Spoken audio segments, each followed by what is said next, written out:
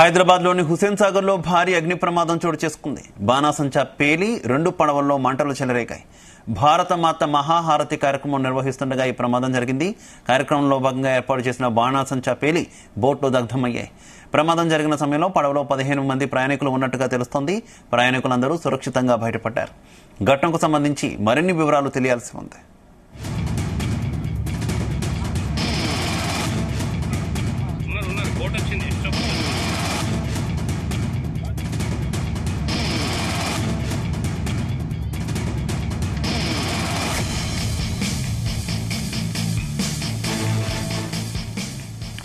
హైదరాబాద్లోని హుస్సేన్ సాగర్లో భారీ అగ్ని ప్రమాదం చోటు చేసుకుంది. బాణాసంచా పేలి 2 పడవల్లో మంటలు చెలరేగాయి. భారత మాత మహాహారతి కార్యక్రమం నిర్వహిస్తుండగా ఈ ప్రమాదం జరిగింది. కార్యక్రమంలో భాగంగా ఏర్పాటు చేసిన బాణాసంచా పేలి బోట్లు దగ్ధమయ్యాయి.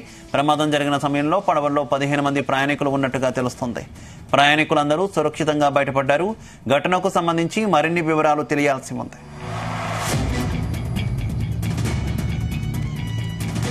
ఇక ఇదే విషయానికి సంబంధించి మరింత సమాచారం మా క్రైమ్ బ్యూరో చీఫ్ రవితేజ అందిస్తారు.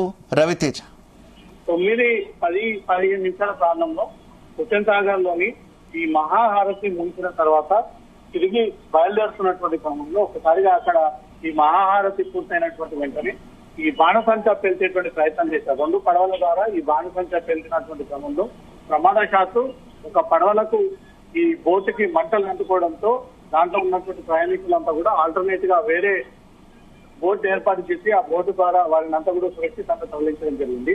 కేవలం ఒక్కరు మాత్రమే ఈ ఘటనలో గాయపడినట్టుగా తెలుస్తుంది. వీరంతా కూడా భారత మాత ఫౌండేషన్ ఆధ్వర్యంలో నిర్వహిస్తున్నటువంటి భారత మాత మహాహారతి కార్యక్రమానికి పార్టిసిపేట్ అవ్వడానికి వీరంతా కూడా ట్యాంక్ బండ్ తీసుకోవడం జరిగింది.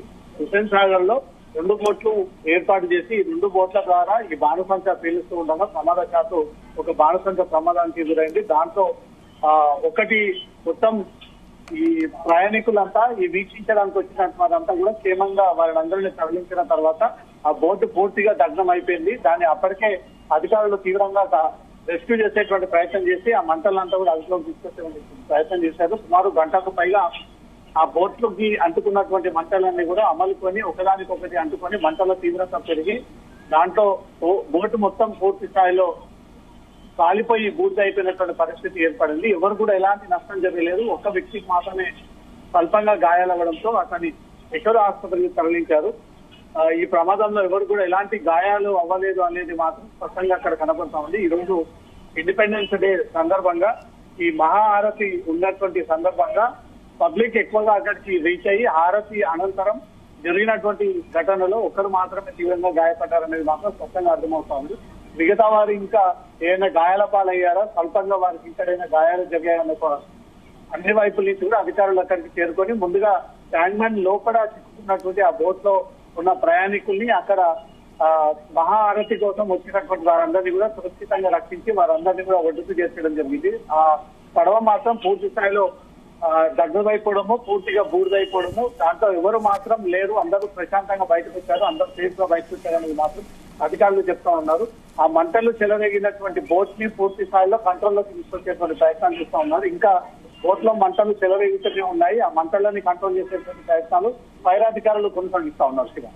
అయితే ఈ ప్రమాదానికి సంబంధించి నిర్వాహకులు ఏమైనా రెస్పాండ్ అయిన సిచ్యువేషన్ ఏమైనా ఉందా? అసలు వారు ఏం చెప్తున్నారు ఈ ప్రమాదానికి సంబంధించి రవితేజ? ఈ మహాహారతి పూర్తయినటువంటి వెంటనే ఈ కార్యక్రమాలు ముగింపు దశలో భాగంగా ఈ బాణసంచల కార్యక్రమం అనేది మాత్రం నిర్వాహకులు ఇస్తా ఉన్నారు. అది ప్రమాదశాత్తు ఒక బోట్ లో ఈ బాణసంచ పేలుస్తూ ఉండగా అంటే ఆ బోటుకి కొన్ని నిప్పురవ్వలు అంటుకొని ఆ బోటుకి స్వల్పంగా మంటలు ప్రారంభం కాగానే ఆల్టర్నేట్ గా ఇంకో బోటు ద్వారా వాళ్ళందరినీ కూడా ఫస్ట్ ఒడ్డుకి షిఫ్ట్ చేసి ఈ బోట్ లో ఎవరు లేకుండా ఫస్ట్ రెస్క్యూ చేసి వాళ్ళందరినీ కూడా కాపాడి ఒడ్డుకైతే చేర్చడం జరిగింది. దాంతో ఎవరు కూడా లేరు అనేది మాత్రం నిర్వాహకులు చెప్తా ఉన్నారు.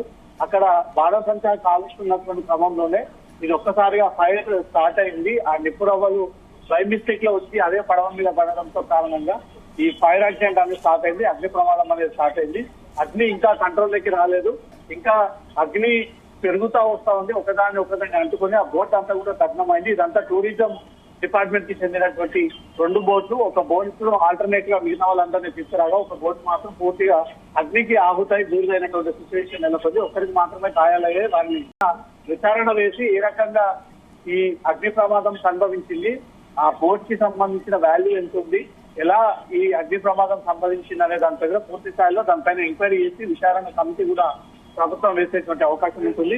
ఎవరికైతే ఎలాంటి ప్రాణ నష్టం జరగలేదు, స్వల్పంగా ఒక వ్యక్తికి ఈ బోట్ ద్వారా గాయాలయ్యే అతను ఇమీడియట్ గా ప్రైవేట్ హాస్పిటల్ తరలించాము, ఇప్పుడు అతను సెట్ అయిపోయాడు అంటూ మాత్రం నిర్వాహకులు చెప్తా ఉన్నారు. ఈ రోడ్డు యాక్సిడెంట్ అగ్ని ప్రమాదం ఎలా జరిగింది అనే దానిపై మాత్రం అధికారులు ఆరా తీస్తా ఉన్నారు. Okay thank you.